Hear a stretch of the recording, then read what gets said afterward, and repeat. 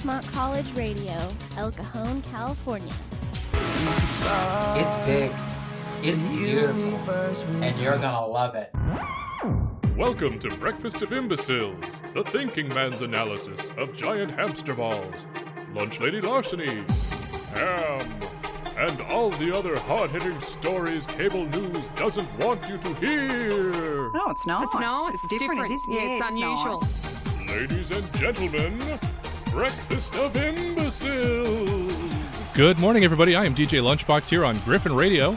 This is Breakfast of Imbeciles every Tuesday and Thursday from 9 to 10 a.m., where we bring you just the stupidest... I don't have another word for it. It's just the stupidest stuff that I can find online.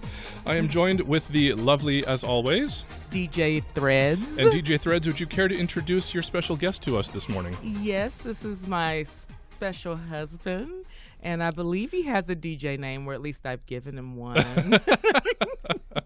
Your special husband? What's the not so special one? I know, right? Well, you know, he comes twofold, y'all. Okay. DJ Ray Rock. I don't know. DJ Ray Rock. I like that. We'll keep that DJ Ray Rock for today, at least. Threadz and Ray Rock. I like that.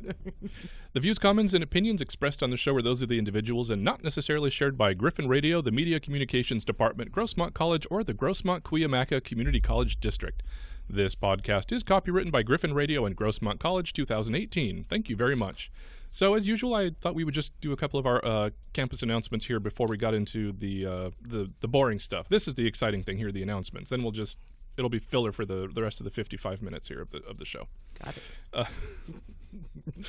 it. I like that you just simply accepted that was the actual.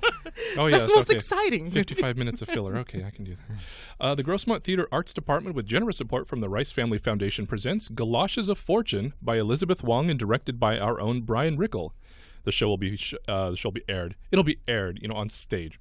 It will be on stage November 2nd and 3rd at 7:30 p.m. here on campus.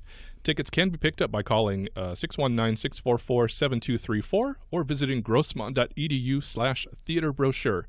And theater is the classical spelling R-E, so it's THEATRE brochure. Oh. Grossmont.edu/theater brochure.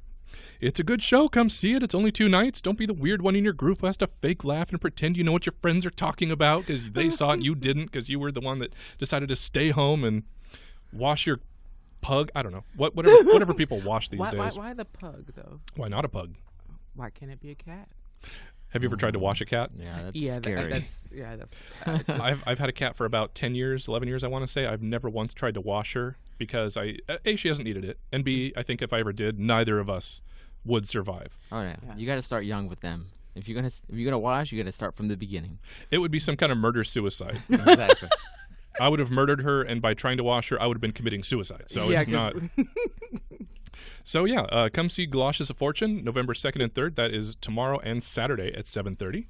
Again, tickets you can get by calling 619-644-7234. The Communication and Music Departments of Grossmont College present Native American Story and Song 2018, featuring the San Diego Native American Flute Circle. Come hear this Native American music concert at Griffin Gate on Wednesday, November 7th at 6:30 p.m. For more information, you can call 619-644-7000, 619-644-7000. And this event is funded by the World Arts and Cultures Committee of Grossmont College. That sounds actually really interesting. Right? I love Native American music. It's beautiful, particularly with the flute. So I think that sounds like kind of a fun event they've got on Wednesday. Yeah. Let's see what else we got here. Flip. Grossmont Theater Arts Department presents She Kills Monsters by Qui Wen and directed by Jason Heil. This show will run from November 29th until December 8th. Shows on Thursdays and Fridays will be at 7:30, while shows on Saturday will be at 2 and 7:30. So depending on which day you come, there will be different times to see the show. So there is plenty of time to come see it, but do not miss it because we have these really good shows at Grossmont. Yes, we do. Like this one. I sound kind of unhinged. For tickets, again, you can call 619-644-7234, 619-644-7234. Grossmont College Stagehouse Theater is here on campus at 8800 Grossmont College Drive. If you're heading down the 125 and you see campus, you've completely missed your exit. So make a U-turn at the next possible off-ramp and then come back and try again. What? You've driven here before. You know how it works. No, because that has happened to me. That's why I had to go to Navajo, and then I turned back around and still messed up when I first tried to get to the campus. So those directions were on the spot. It's a little, it's a little bit of a test. Mm-hmm. I think that's just to maybe kind of weed out the slow people. Hey, that's half the battle. Getting here is half the battle. Exactly. Thank you. Education starts early, and they mean before you actually get to class. Yep. So I think we'll put a pin in those for now. We got plenty of things to cover. I like that we've got so many things to talk about that's happening on Grossmont campus. Cool. I wanted to mention this as well. I know Threadz is going to be covering this later in her show, but the election is coming up on Tuesday. We have less than a week to go. If you are not certain where to go to vote, if you're not a mail-in ballot or an absentee ballot or whatever your particular situation is, if you simply go to vote.org, I can't possibly make it any simpler than that. It's just vote.org. You can actually find exactly where your polling place is. On that site, if you scroll down, I think it's the third link from the top, and it literally says, find your polling place. Put in your address, and it will tell you exactly where to go based on where you live. So it's super easy. Voting is incredibly important. This election coming up is tense, I think is the right word for it. Yes. Mm-hmm. So, So vote and go do your thing. Please vote. Absolutely. Make a difference. Oh, my Lord. We got a sighting of B. Millie coming in here. Hey. Sorry we don't have any mics for you, B. Millie. You can scooch over here between the two of them if you'd like. We're playing your music, but you don't have your headphones on right now.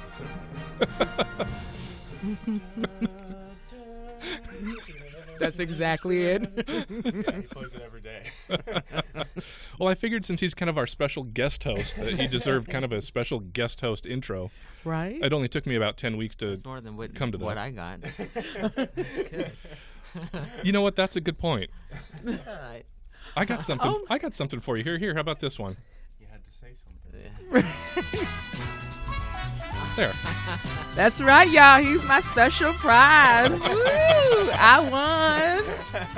Come on down. GJ Threadz won the Showcase Showdown.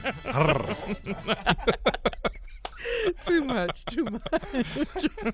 Thank you, Justin. I appreciate it. Oh, you're very welcome. We want to make everybody feel as comfortable as we can here until the interview starts, and then the spotlights come on overhead. Oh, have we said any of the stories yet? No, we've just done announcements, and we just talked about voting. I haven't even talked about what I have to usually complain about, what I do before the show actually starts. Yeah. Were you, Threadz, did you have something else you wanted to say about voting? Oh, no. Okay. I'm good. Just please vote and make a difference. Yeah, Please vote out there, millennials. Yes. We have like an 8% turnout rate. Oh my God! I mean, just do it. I don't care how you vote. I don't care who you vote for or what you do. Just I'd say just do it. Do you really want another one of those smug Ted Koppel kind of anchors sitting there talking about, well, the millennials just didn't help us. Look how low it is. We can't even measure it. So this is really petty. I'll be the first to say it, but it's morning and I'm always cranky anyway, so this feels natural for me. Yeah, we've gotten used to the mood. We make it work. Okay, good. Have you seen the new quote-unquote teaser poster for the next It movie? No. Oh, there's a new. There's another one? Well, the movie is in two parts. So there's that's right, because they only did one. I didn't.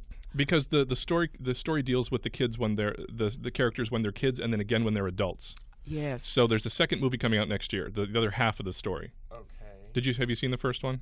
I saw the first one and I saw the mini series with. With Tim Curry. Yeah, but I didn't know they were going to do two parts of this. I thought they were just. Yeah, because it's the whole story is with when they're kids and then 30 years later when they're adults. So they released a. It's just so. Is it ridiculous? The poster is so stupid. All these websites are falling all over themselves, and they the headlines. They just sound all hot and soggy about how special this new teaser poster is. It's a black poster, completely black, and all it says is "It," the second chapter, September 9th. That's not a tease. That is information. That is the movie title. That is the movie subtitle. And that is when the movie is coming out. I love That's not a teaser. No, creativity. Someone lost their touch with creativity on that one. It wasn't even like there was like a shadow of something in the background that was hinting. That's what a teaser is. A teaser is hinting at something. So it didn't tease you. A teaser is not a flashcard. We're just getting too meta with these. It's just gloss. It's like a mirror. It was somebody who just sat there and said, oh, you know what? It was so popular. Whatever we put out about this movie, people are just going to lose it. Yeah. They're going to love it, and it's going to be awesome. They're in a conference room and they're like already talking about 30 movies before it. Sir, we have to hit the it poster. Just paint it black and put the It's black. It's black. It's fine. It's fine. We've We're got the still worrying Photoshop about- files. Just slap it on there. I'm still worrying about the 7th Avengers. Just But I come on, did. big work. No, but what I thought leading into that, because I'm a huge It fan. I'm a yeah. Stephen King fan. Me too. But I saw online yesterday, I did find a clown. The It clown, boy. somebody had the It clown on, right? And then they were knitting a red balloon. Yeah. I This knitting like nerd would that. find that, right?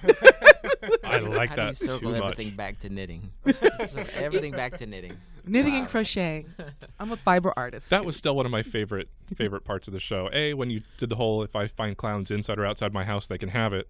And B, the combustible Edison song we play when we come back from our break. That makes me want to knit. That is like one of the most famous audio clips from just It the really show was. in general. It just came out of nowhere. If there's a clown up in my house, he could either have it I'm or he... Ray, he'll be the first to tell you. I will drop my bag. You can have this, boo. Bye. I'm serious. That's what I appreciate about you, Threadz. You just bring this level of realism, and you just cut through all the crap. Yeah, why? I mean, I'm just a straightforward kind of person sometimes. But when it comes to ghosts and paranormal activity, Oh, wow. I don't play. I can watch a movie all day, a scary movie. I do not watch The Exorcist at night, but that is a great movie. But other than that, if my son or my husband's head turned 180 degrees, I love you, baby, but you're no longer yourself. Well, first of all, if that happens, he's going to have a heck of a time getting those headphones off because the cable's going to get all wrapped around. No, I won't even help him. I'm gone. And I'll tell you, I'm not cutting those cords because it takes a lot around here to get that stuff replaced. Well, I hope you'll be like me. We'll be like Nike and just do it and leave the room. Just pop a chair under the doorknob, say, he's on his own. Yeah, he's going to. Depends on who's watching the station. If it's just Remus, I'd cut the cords. If it's Weirich in his office, I'd be like, oh, but like it's Weirich in his office, you're just gonna have to die here. I can't cut these cords. Man. They'll destroy me. So we're just going to take a little break here. We're going to come back. This is Breakfast of Imbeciles, again, every Tuesday and Thursday from 9 to 10 a.m. on Griffin Radio. Don't forget to check us out on Facebook at Griffin Radio 119. Our Instagram is Griffin Radio SD, and you can hear us on the TuneIn app for Android and iPhone under, guess what, Griffin Radio Channel. We'll be right back, guys. When you put your arm way to burn.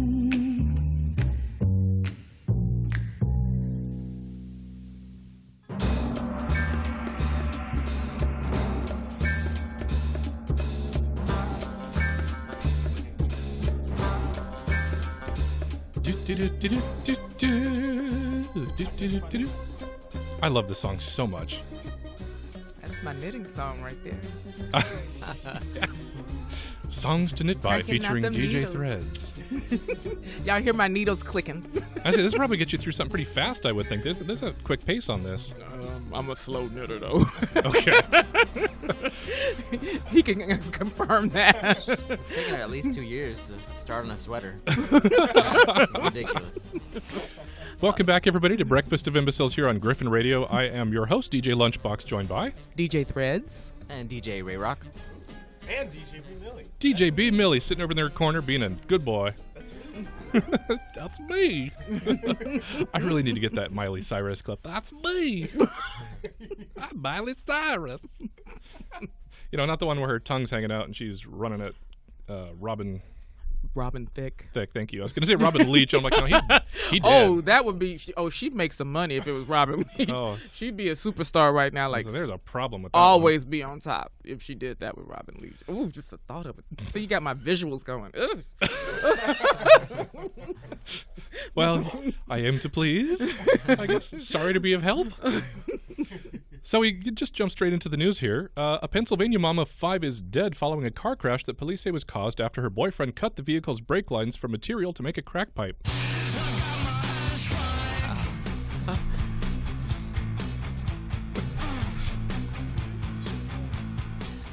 Desperate times cause for desperate measures. Evidently. Tammy Fox was driving along Pine Street, a quiet tree-lined road in Scranton, Pennsylvania, when suddenly her car started picking up speed. Zipping by other cars parked on the side of the street, Fox pumped the brakes of her black Hyundai Sonata as it hurled toward an intersection and violently struck a tree. After taking a closer look at the car, investigators discovered its brake lines had been cut. Authorities say John William Jenkins, 39, who was identified by police as her boyfriend, admitted to cutting the metal-coated brake lines on her car the night before the crash. His reason? He had allegedly been trying to get a metal pipe that could be used to smoke crack cocaine. Jenkins said he allegedly cut anything from underneath the vehicle that could be used to smoke crack, noting he didn't know anything about cars. Upon investigating the crash, police found that 3 brake lines had been severed and a 4th was crimped, according to the Times Tribune. In the days following Jenkins' admission, Fox's loved ones aren't buying his crack pipe story. Now, this is my favorite quote of the day, and I guess I'm blowing my wad here on the first story of the morning, but... Quote, one friend said, I mean, can't you find something else around your house to smoke crack in? Aluminum foil? Something else? I'm pretty sure if you're a career crackhead, you can find something else besides a brake line to smoke crack in. I'm gonna be punny. I'm like, give me a break. Oh. That's just... I couldn't help it. I expect this from Thunderstruck, but not you're better than that. Day, man. What's that? Thunderstruck every day with his puns. I know. We've started shaming him. I didn't want to go down like that on our show, but we've started shaming him. And you'll notice how I'm just kind of like, yeah. You'll notice how I'm just kind of like, yeah, this is okay, because I've had so many stories of so many ridiculous outcomes that it's just like, yeah, a guy cutting his brakes for a crack pipe is kind of like on the lower tier. Yeah, exactly. Like on like a C-list tier of like the stories that Justin will bring into us. It's just the stories we've had, this one is relatively tame. Very true. And I'm happy you say that because there are another couple of stories in here which are definitely on the A list. So this is just to kind of warm you up. From DJ Lunchbox himself, these gotta be good. Right? Marjorie Moon's date with Paul Guadalupe Gonzalez at a swanky restaurant in LA in 2016 was going fine. That is, until the moment he disappeared from it. Should I stay or should I go? Marjorie is at least one of 8 known women who allegedly ended up footing the bill after police say Gonzalez invited them out to dinner via online dating, then ditched them before the meal was over. Gonzalez, now known as the serial dine and dasher in local media, was arrested this week on 10 felony charges in connection with his alleged unlawful dating etiquette between May of 2016 and April 2018. In addition to the 8 women, the 2 restaurants are also listed as victims because they picked up the tab. According to the LA District Attorney's Office, Gonzalez is also suspected of skipping out on the bill at a hair salon. He was caught on video leaving the salon with wet dye still in his hair, still wearing the salon's smock. He reportedly said he had to get his iPad out of the car. He's pleaded not guilty to 7 counts of extortion, 2 counts of attempted extortion, 1 count of grand theft, accused of cheating his dates out of more than $950. Here's the reason that I wanted to bring this story up, this last point. He faces a maximum penalty of 13 years in prison. 13 years in prison for being a bad dine and dasher on dates? You said you've heard of this. This is like a thing? I'm not sure if it's the same case or maybe somebody else who's doing the same thing, but yes, I've heard of it. That's crazy. Isn't that, yeah. You're probably thinking the same thing because this is a relatively recent story that's been coming out. But I can't get past the 13 years in prison thing. Okay, I'm not contesting at all. I'm not going to do the whole Jesse devil's advocate nonsense here. Your Law and Order sound effect. Yeah, I mean, I got that here. We can totally. make that happen. But I'm not defending his behavior at all, but 13 years sounds really excessive for being a jerk. I mean, that dude Brock Turner, who raped that woman while she was unconscious at school, only got 6 months, for God's sake. I mean, that seems like it's a little off balance. Now, where does it say what state he's in again? This was L.A. That's the reason. Yeah, why. this was up in L.A. L.A. does not play. California does not play, and he needs to get every single year. I would be on that jury, and he would get 13 years. Have you had an experience like this before, where a guy ran out on you during a date and left you with the bill? No. And that's traumatizing itself. I would have PTSD. I will hunt him down because he's gonna pay that bill. I am not. I'm dead serious. I'm like, Anton. I'll come looking for you. Well, and these weren't cheap. These weren't cheap bills. Some of them are like $196 just for the two of them. And that's messed up. He needs to get 13 years because trust me, he's gonna fine-tune his craft in those 13 years trying to figure out if he can skip out on one of them other inmates. Okay, well, see, now this is what I value about this little news roundtable. I didn't think it was obviously bad behavior, but I didn't think it was worth 13 years. But Threadz here obviously has a much stronger opinion. Yes. Opposing opinion. When you mess with my money. 13 years is too much. And then felony counts? I don't know. No. I would say misdemeanors, but felonies? Messing with my money is like messing with my emotions, and you do not want to mess with my emotions. $196 bill? Man, I'm going to come looking for you. I'm going to find you. Run and tell that. Run and tell that. That'll be me. I'm more surprised that it's like, I'm still on the fact that it's like a thing to like go on online dating and then like have them like take you out to dinner just so that you can leave and get a free meal. Like that is insanely like, that is an insane scumbag innovation. Like just the innovation of scumbag. He just wanted a nice bottle of wine and some crab cakes. 9 different times. 9 different times. And then he's probably one of those guys like, I've been accustomed to a certain standard of living. Right. Yes. He's one of those guys that like, I have to eat at nice restaurants now. You make a good point.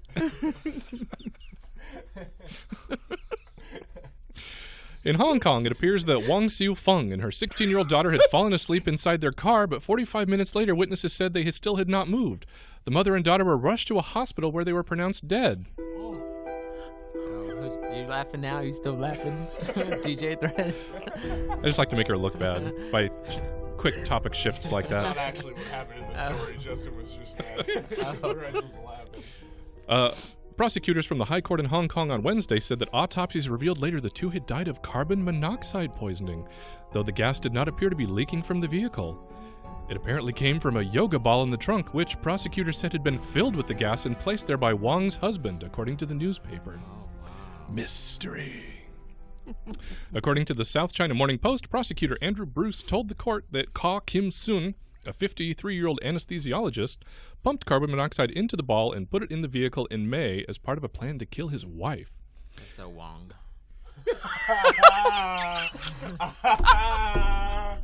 Okay. Okay, that was a good one. Okay.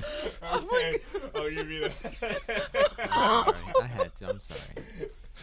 You didn't have to. That's the point, is you chose to. That's hard. That's so long. Did Jesse call you? He's sending him text messages right now. Now, when he reads about this other story, here's one thing he could say. He could say this, and it's good. Let's see. So, apparently the guy, although he was trying to kill his wife, did not expect that his daughter would be in the vehicle as well. During the police investigation into his wife and daughter's death, he apparently told investigators he took the carbon monoxide-filled yoga ball home in an attempt to kill rats. But his housekeeper told authorities there were no rats. The newspaper reported at one point he even suggested his daughter may have tried to use the gas in the balls to commit suicide, but the prosecutor called it a lame lie. Yes, that is. He must have anesthesia just laying around the house. here, go fill. You've tried it before. That doesn't pass the common sense. I hope. test. This is just a case of him taking his work home with him. You know how you can tell it's a good Justin story? When he reads it, he's got this packet in front of him of the stories, and then he puts it down and does like this pose where he'll like put his hand on the table and like get ready to talk about it for 5 minutes. Like, I have to brace myself. Okay, here's what's going down, guys, because this one's insane. Right? So he'll just like put the packet down and thoughts. I read my story, I play my little ditty on here, and then I prepare to drop some Cronkite on you guys and wait for the responses. What's the reaction? Go for it. I love it. So I thought this, murder aside, just gonna gloss over that. I thought that was kind of clever. That was sort of a clever way to try to bump off your wife. Very creative. No, but I just thought of something. It just came in my. Oh, man. I was like, he killed the wrong person.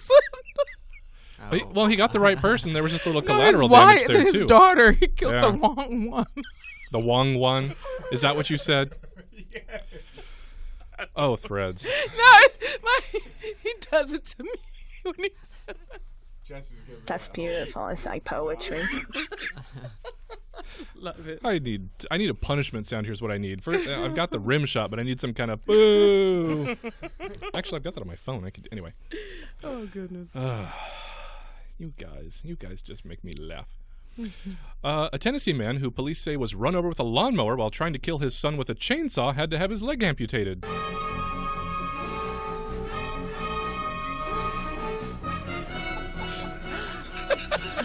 I can't wait to hear how this happens. I love the split down the middle of like sheer like how can somebody do this, and then Threadz is like dying laughter at like there's no way. It's Like, the visuals, y'all. It's the visuals. visuals. Like, really? And then Threadz just died. Visuals. According to a Sullivan County Sheriff's Office release, officers were called to a home on June 28th and found Ferguson bleeding from his leg and head. A preliminary investigation indicated he tried to attack his son with a running chainsaw while the son was mowing the yard. Detectives say the father and son had an ongoing feud. I'm guessing this wasn't exactly a reconciliation step they had here. I would love to be a fly on the wall at Thanksgiving in a couple of weeks. You tried to kill me with a chainsaw. Well, you tried to run me over the lawnmower. And we're both still living. Still, and you know that they have to be the only two living in the house. It's just the two of them. It's like War of the Roses. They're just in there trying to kill each other. It has to be. But I'm trying to figure out, like, how do you get a lawnmower and you got a chainsaw? Are y'all running towards each other? Or how does that happen? Like, he fell with the chainsaw and then the lawnmower just boom, like, plunk, or was it, I'm just... Oh, got him. I don't know. It doesn't say whether it was like a push mower or a riding mower. So maybe this guy went at him with a chainsaw and he was driving one of those big like 30-foot football field mowers. That's what I'm like. know. How do you do that? Like, it's weird. I got nothing on this one. Ferguson is charged with attempted second-degree murder and violating probation. So he was already on probation for something else. So. But this is just go figure. This is just another case, though. Never bring a chainsaw to a lawnmower fight. So That's right. Who's going to win? You say that's right. What do you mean by that, DJ Ray? They're both scary. I'd like to get sort of creative and have these little thought experiments. If I was the guy with the lawnmower, and maybe I don't want a copycat, put out like copycat ideas. Anyway, whatever. I'll take. I've already done the disclaimer. I take no responsibility for anything that I put out on the show. I would, if I had the chainsaw, I would just, have a little throttle, squeeze it down, like duct tape it, and then just hurl it. Oh, wow. And just kind of have it spinning through the air, and just take my chances. Because once you throw it and you see the guys on a lawnmower, you're gonna have to hike anyway. At least get up into a tree or something. Because that would be my first impulse if I was the other guys. Like, you're trying to kill me, I'm going to try to get you with my lawnmower. Wow. And into the psyche of DJ Lunchbox. You look. He's gonna shocked. think it through. Like, he said he chunked it. Like, you do like chainsaw massacre on them or something. Yeah. I would not want to get in a fight with you because you'd be thinking that stuff through. You'd be like, if I take a punch to the left, I'm gonna get that temple to the right, and then I'm gonna get chainsaw to the left again. Yeah, it's like well thought out. Like, I'm gonna stop it right here and then throw it. and I'm gonna see if I can cut him. If he can't, damn it, you get ran over. Threadz. Okay. Come back to us. Visual. Yeah. I'm here. I don't know what happened. Yeah, you got this sort of faraway look in your eyes, and your eyebrows were furrowed. Like that was intense. That was. I've had my moment. Now. Gonna keep an eye on you. That was unsettling. Yes. A naked man who was high on meth climbed into the holy water font during mass, police say. Preschool children were among the congregation. Rubber ducky, you're the one. You make bath time lots of fun. The 20-year-old man was arrested on charges of criminal mischief, indecent exposure, and drug violations after officers were called to Spirit of Life Catholic Church around 9 a.m. on Tuesday. Formal charges were pending. Police say the man had been at the church earlier trying to bless people and was asked to leave. They later say he returned, stripped, and entered the fountain, and then walked down the aisle performing a lewd act with his Holy Trinity in full view. The church plans to drain, sterilize, and re-bless the holy water. You're going to need a lot more than just a little bit of blessing in the Holy Spirit here to clean that font. You're going to need some a little sacred bleach to get that thing clean again. Where was this at again? I don't know. No. You're not supposed to ask me questions. Maybe I didn't make that clear beforehand. Oh yeah, by the way, Threadz and I had a great time about 10 minutes before the show was starting today. Yeah. He was just simply sitting there on the couch doing work in the other room, so I just kicked the door open. Thunderstruck's not coming in today. You're going to join the show in about 10 minutes, so be ready. And then just slammed the door. And he's just like, and then okay. And then we went back to the other room and then looked in through the window and was just like looking at him. He's like, bottom lip drop, like, what did I just get myself into? What's happening here? Oh. Have you had our Florida story yet? No, actually, we haven't had a Florida yet.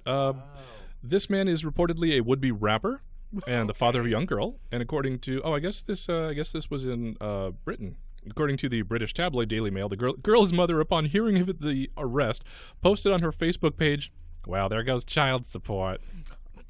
Now, I'm assuming that if that Facebook post is real, it's got a certain sort of unweary surprise. Like, this is exactly the kind of thing that she was expecting him to do. Right. You're on meth. That stuff messes you up. I don't search any particular stories. I've mentioned that a few times, but it's funny how often that meth is involved in all of these weird stories. Yeah.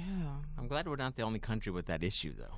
That's why I asked you where did it come from, and you said it's England. So yeah, I'm guessing it's from England. It says the British. Daily Mail covers world events as well, so I'm just assuming. But I found that just kind of hysterical. God bless him. Oh, Threadz. Yeah, he's going to need it, too. Oh, goodness. I don't think they're going to be inviting him back for bingo night, I'll tell you that. No, he'll be playing bingo in jail. Here, watch this. It's too much. Oh, man. A North Carolina woman is accused of keeping her 93-year-old mother's dead body so she could watch it decompose.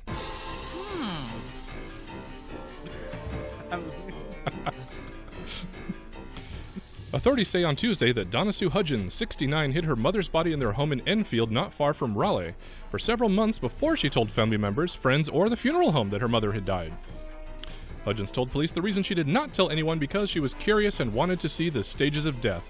She's just a curious woman, that's all. A science experiment. Yeah, this wasn't supposed to be creepy. She just birthed to death. She just wanted to see the whole process, She was later arrested and charged with concealment of death, which is a felony.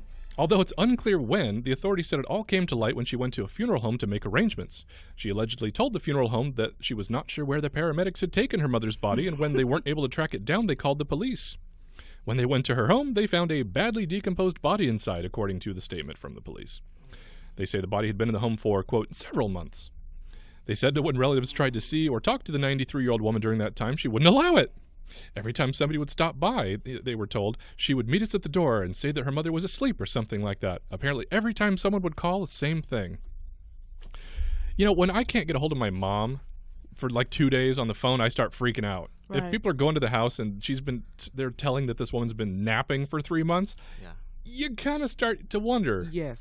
A little welfare check and kind of push her out of the way. Yeah. Hey. You should have seen DJ Ray Rock over here as you were reading the story. He's just like, oh my God. Like, really? That is, I feel, oh my God. Well, at least she told the truth in one part that her mother was napping. She was sleeping. Sleeping. The technically sleep of eternal. Yeah. Exactly. She may not wake up. There was a similar story I heard about this. There are a couple of stories actually. One was a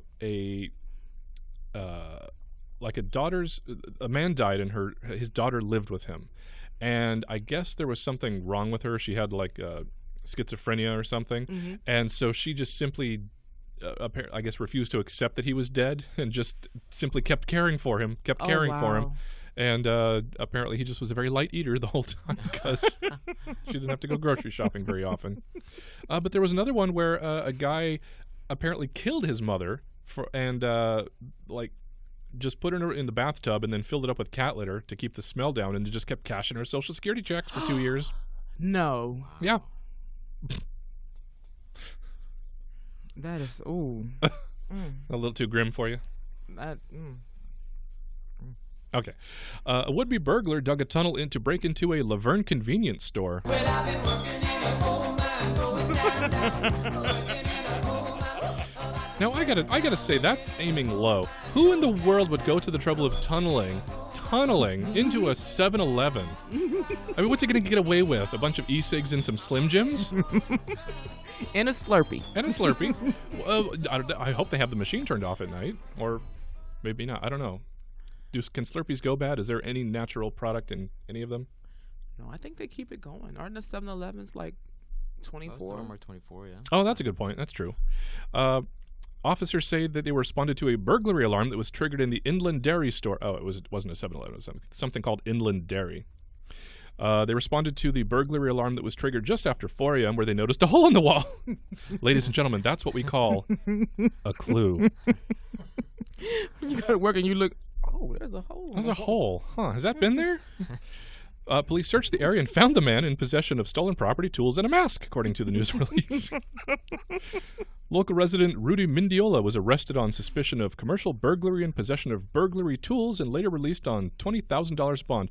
Now, possession of burglary tools, I wonder, I have a lockpick kit at home. Now, I've never tried to burgle anything. It just sounded like something fun to do because we started watching that CBS show Elementary where they pick a lot of locks, and I thought, well, that looks like fun. Yeah. Something to keep my mind occupied. You haven't tried it yet, have you? Oh, well, it comes with a little padlock you can practice on. Okay. Well, that was, yeah, a little padlock where you have the... Yeah. And yeah, it drove my man absolutely berserk because we were sitting on the couch and we're watching TV and he's just hearing this going on next to him while I'm picking at the lock on this thing, and he was just... I could hear him starting to breathe a little heavier through his nose. Stop it. No, Stop it. I've noticed DJ Lunchbox has criminal mind.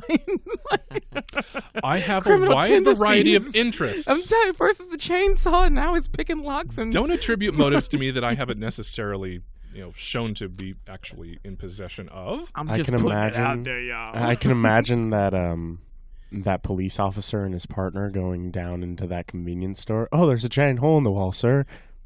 Weird. Now, back to my hunch. I wonder who did this. You got a hell of a rat problem here, sir. Sir, we've handcuffed a man with a mask and tools to dig into this. Well, that's odd. I wonder who his leader is. A crime wave has struck our town. Or, sir, it's just a fairly obvious crime. Okay, on this next story, I just want to point out yet again, and I've said this many times, but I feel it's worth covering for both people that are listening out in the world somewhere. I don't look for particular stories. I just do a search for weird news, and I go down the different websites that come up. There are certain sites that I go back to because they have a large variety of stories to pick from, but I don't look for anything specifically. So when I get recurring stories that come to me, it's fascinating. And B. Millie, you were here for the first. It's not the same story, but it's the same type of story. Okay. So when we get these things that are repeating, it just baffles me that this stuff happens out in the world.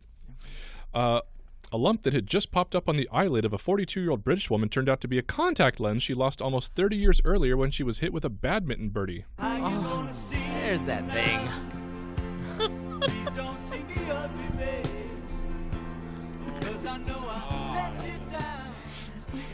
The odd finding was reported last week in the British Medical Journal's case reports. The woman told her ophthalmologist that her left eyelid had been droopy for a long time, but only in the past 6 months had it begun to swell and cause her discomfort. An MRI found a cyst about a 1/4 inch across. While it was being surgically removed, the cyst broke open, revealing a brittle contact lens. The woman said she had last worn contact lenses when she was 14 and stopped wearing them after one was lost when she was hit in the left eye with a shuttlecock during a badminton game.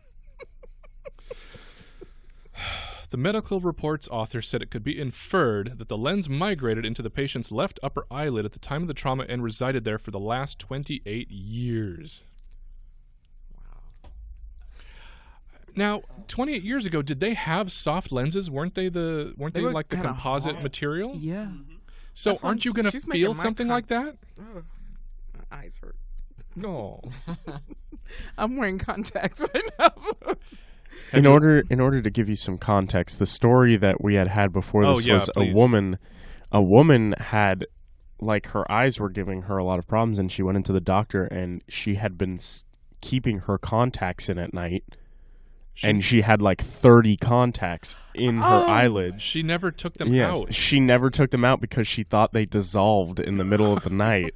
So she just kept popping them in. And because when you sleep, it's called REM sleep, rapid eye movement, her eyes were literally moving so fast that they were pushing the contact lenses to the sides and up and downs of her eyelids. 30 contact lenses per eye. Well, I don't know about that. I just know it was 30. I remember specifically the number was 30. I know it was 27. 27? It was 27. I remember Okay. that because there was. I don't remember the specific details. I can pull it up because I got my flash drive here. But it was initially there was something about 7 lenses, and then they later went in and checked her whole like orbital cavity, whatever, and found like another 20 lenses crammed up in there. See, that's just one too many. That's crazy. And so yeah, she was just like, oh well, I'd felt a little discomfort, but I just assumed that was because I was getting old. Really? It wasn't because I wasn't taking out my contact lenses. I thought they dissolved was the key that I remember. She thought they would dissolve. But this one is sad too because it's like, really? You get hit? Well, I don't understand. If she's been going to an eye doctor for 30 years, wouldn't somebody have noticed something? Any discomfort? No. Any discomfort? No. Any discomfort? No. I mean, what's that? Maybe she just didn't go to the eye doctor. I guess, but if she had to wear contacts, you'd think she'd have to go back to get glasses and her prescription redone because your eyes are going to change over 30 years. And because I have to go, like, in California, it's every 2 years, and when we stayed in Texas, in order to get the new prescription, you got to do it every 1 year. So you can't just keep ordering contacts, not unless you get those contacts, like, online that are unprescribed. Yeah. But just the basic. That's crazy. So isn't that interesting though that these stories keep coming up and I don't look for them, but we get this weird confluence of the same types of stories that keep coming up. DJ Ray Rock, I want to get the laser eye surgery. Oh, now you do? Yeah, I think so. Okay. Got to pull the trigger on that one now. I'm just saying. You want me to have like a cyst in my eye one day? I'm like, I don't know where that contact went. Oh, you can't guilt him for that. I mean, you're a smart woman. You know to take out your lenses. Actually, you don't have to be a smart person for that. You just have to be a person, I would think. But well, I don't know. Listen to these two people. Are you going to go home and have Ray Rock grab a little pen light and you're going to pull your eyelid up and have him just take a look around to make sure there's nothing drifting? That will be happening. Okay. I guarantee that. That's already in the plan book. Already, once you read that, I was like, oh, I need, because I have lost some contacts. That's just self-care. There you go. But, There you go. I have a sister. He'd be looking at me like I'm crazy. I'm like, oh, no, you got to go take care of that. Like, my eyes start drooping. Oh, God. He'll be the first. He'll be like. There's so many things that could be a problem with. I don't. Oh, this one was just. I don't have a word for this one. A Mexico City market restaurant recently put tarantulas on its menu and posted a video on Facebook showing a chef torching one until it blackened. Tarantulas, tarantulas. Everybody loves tarantulas. If there's just buzz where your hamster was, it's probably because of tarantulas. The only problem with this story is the Mexican red rump tarantula is a protected species. Oh. The Federal Environmental Protection Agency said on Tuesday it was alerted to the situation via social media and seized 4 tarantula corpses that were ready to be served up on tortillas. The tarantula tacos were apparently on offer for 500 pesos, or 50 times the price of basic street tacos.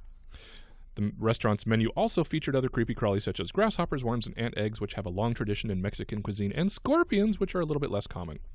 So yeah, these guys were just frying up some endangered tarantulas. Nom nom. Tarantula tacos, I like that. It's catchy. You're going to need a lot of sauce on that because the hair is going to get caught in your throat, you know.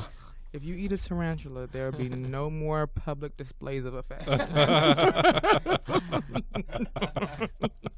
Because I am not. You get like one of the little hairs in your teeth, and ugh. I don't even see how could you eat. Why would you want to eat a tarantula? No, I agree. I mean, it's traditional food there. What's that? It's just a catchy thing. Yeah, it's catchy.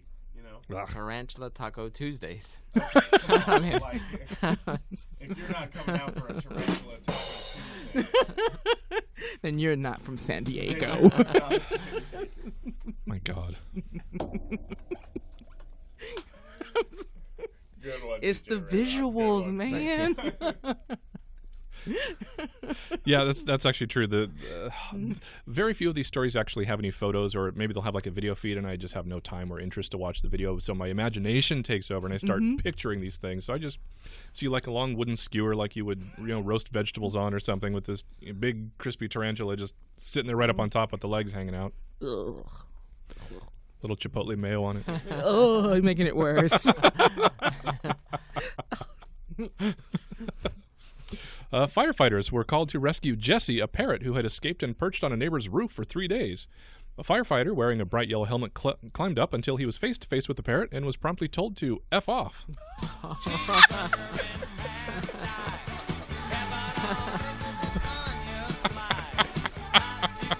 Oh my God. The firefighter said, "We were told to bond with the parrot. We have to tell her, 'I love you,' which is exactly what the crew manager did," said Chris Swallow, a watch manager with the London Fire Brigade. So a swallow trying to rescue a parrot. While Jessie responded with, "I love you," we then discovered she had a bit of a foul mouth and kept swearing, much to our amusement, firefighters say. I love you. F off. I miss you. I'm so F off. confused. F off. I feel like I'm dating Whitney Houston. F off. Firefighters were told that Jessie also understood Turkish and Greek. Oh. So they tried telling her come in those languages as well, but to no avail. Soon afterward, the parrot flew to another roof and then to a tree. Realizing she was uninjured, the firefighters left after about an hour. The department urged others to contact animal rescue groups if they see the parrot in distress. But meanwhile, the parrot flew back home later that afternoon. And there she offered a more PG rating thank you to the London Fire Brigade, according to a video her owner sent to the firefighter. Oh, my goodness. Can you imagine climbing up a ladder into a tree and this parrot sitting there and you're like, "Hi, pretty bird, pretty bird." And the parrot's like, "F you." You're just like, not having that. Love it. Ain't nobody got time for that. I'm sorry. The face is just, I don't know. Oh, man. I'm trying to have a conversation with a parrot. I would need to seek a psychologist after that. Like I was making good conversation with a parrot today, and he just told me to F off. I was starting to feel so good about myself. My self-esteem was coming up, and then a parrot just told me to F off, and it plunged. I lost it, and I just fell into a shame hole. Went home and grabbed a box of Oreos, sat in the shower for a while. Oh, goodness, visuals again. A 46-year-old woman was impaled Sunday in Ocean City by a flying beach umbrella, according to a spokesman for the Maryland resort town. You can't stand under my umbrella. You can stand under my umbrella. Under my umbrella.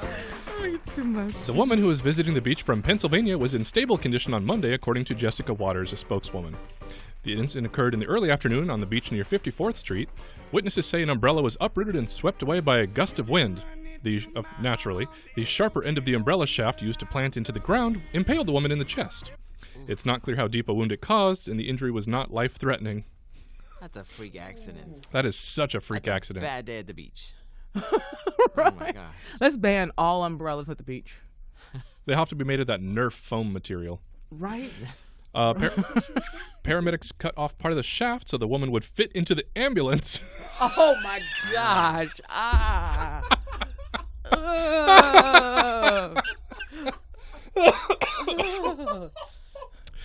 She was said to be conscious after the incident. Okay, Wait.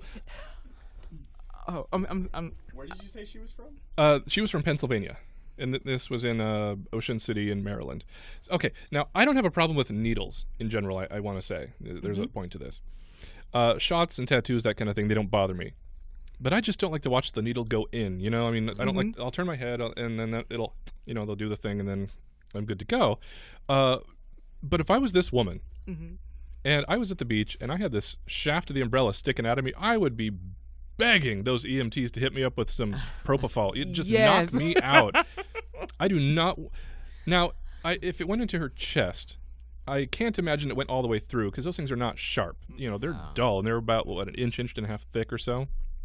But they had to cut it in order to get her to fit into the ambulance. So I'm guessing the shaft itself, the umbrella shaft, was really tall. So.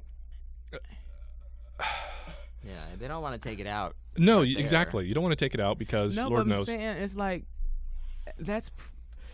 how can they say it's non-life threatening when it's stuck in her chest and you have to cut the shaft Now, off? it doesn't say which part of her chest it went into, so it may have gone into sort of a non-critical area. Maybe it got. I don't know. She wasn't like a vampire. It didn't. Was it a wooden? It didn't. Yeah. Wooden stake? It didn't impale her, and she started shrieking and fountaining blood, and then turned into a bat, and then crumbled to dust or something. And she just. Stories that vampires are real. I'll have to look for that. I'll have to see if there's a follow-up story to this where they found out. Yes, when they took her outside, then she did crumble into dust, and then they had to salt the earth where she lay.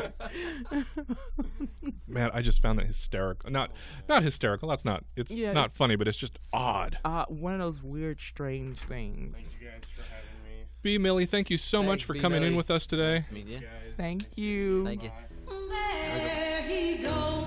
Oh, you get an exit song? B. Millie's got a full soundtrack in here. We're going to release this album later this year. Have a nice weekend. B. Millie, ladies and gentlemen, B. Millie on his way out. Yeah. Off to go do bigger, better things that don't involve us, unfortunately. I think we got time for a couple more stories. Yeah, about 5 till or so. Yeah. We did the woman with the umbrella thing. Oh, Lord. Inside a Catholic church in New Mexico, a 7-foot-tall bronze statue of the Virgin Mary appears to be weeping olive oil, according to church leaders.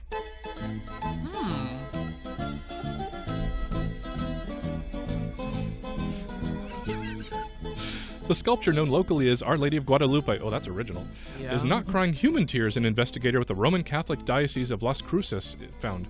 Now, I would not trust the...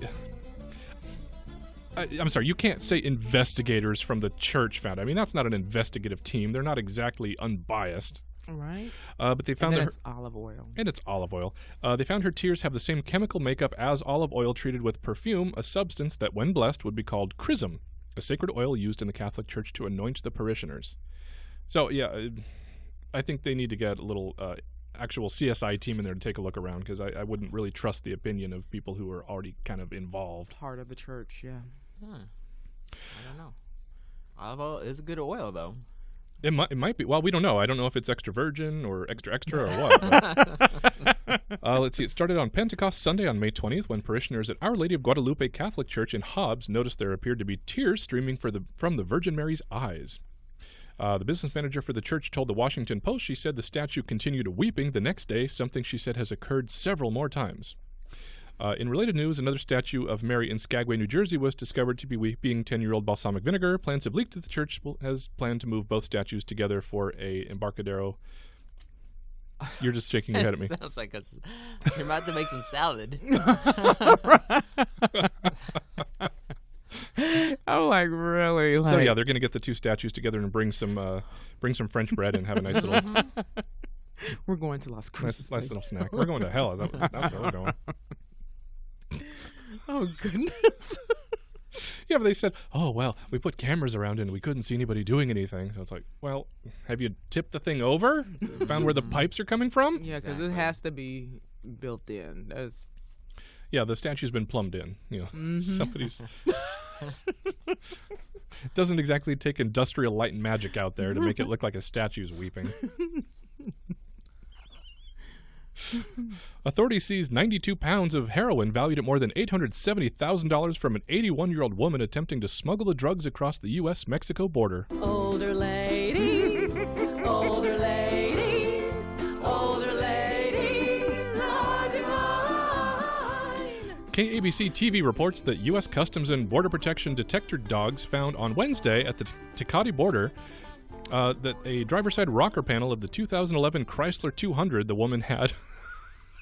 She had the drugs that she was driving across the border. Officers discovered 34 wrapped packages of heroin from the vehicle's rocker panels. The driver was arrested and turned over to Homeland Security Investigations agents. You know, I'm just happy that she's found a hobby to occupy her time. You know, you can't underestimate these older generation. They're pretty resourceful. They've been around the block a few times, Yeah. so people just, I think, tend to discount them. It's like, oh, you're old, you're cute, you're harmless at this point. It's like, no, their brains have been working for quite a while. They've seen a lot of things. You know, just because you get old doesn't mean you mellow out. Yeah, you know, when I used to work at the airport, you know, doing security, a lot of people would hate when we search, you know, the older generation, anybody in their 70s, 80s, like, oh, what do you think that I got, you know? But stories like this prove you wrong. Exactly, and it's the same kind of thing too. I think when like people that are handicapped in wheelchairs or whatnot get investigated. Oh, you're just hassling that poor guy, and so many people forget that people that have a physical difference or something, they're still people. Mm-hmm. Just because you have spina bifida or something, or you have those little. I can't even think of the little braces you're walking. If you have some kind of difference in mobility or whatnot, that doesn't automatically make you a saint. Right. There are fantastic people who are either fully abled or I don't even know what the term is anymore. Just partially disabled, whatever. They're still people. And see, you know, it's funny because I'm not sure if y'all heard about the actor who cut his arm off. He cut his arm off. He's in the movie it's with Saul. A Call to Saul. Cut his arm off? He had to admit, because in order to get jobs in Hollywood, he severed his arm, but told people in Hollywood and around the world that he lost his arm while in combat. I had not heard that. Yeah, it's online on Yahoo. It's the actor, and I can't think of the name of the movie, but I know the title, the word Saul is in there, which is I believe it's a Christian movie. And so he wanted to come clean. It's not Better Call Saul then, I know that. And he wanted to come clean so that people will know what really happened. And so people have been looking at his disability as if he's a war combat veteran, and he's not. So it's things like this, you just can't take everybody for granted. Well, if you find that story, if you think to, bring it in. I'd love to cover that, because that might be interesting. Yeah, I'll pull it up on my phone. It's pretty big. I have it. Yeah, please do. I hadn't heard about that. Yeah. Well, with that, I think we're actually going to head out here, because it is now 10 o'clock, and unfortunately, we have come to the end of our time. Once again, this has been Breakfast of Imbeciles on Griffin Radio. Don't forget to look us up on Facebook at Griffin Radio 119. Our Instagram channel is Griffin Radio SD. And, of course, you can listen to us on the TuneIn app for your Android and iPhone under the Griffin Radio channel. And don't forget, you can also hear us on grossmont.edu/Griffin Radio. And, of course, shoot me an email at lunchboxthedj@gmail.com, because I love your questions, comments, and concerns. And anything you might want to talk about, I'd be happy to hear about. I have been your host, as always, DJ Lunchbox, joined with DJ Threadz and DJ Ray Rock, our special guest host this morning. Thank you so much for listening, guys. Have a great weekend. We could be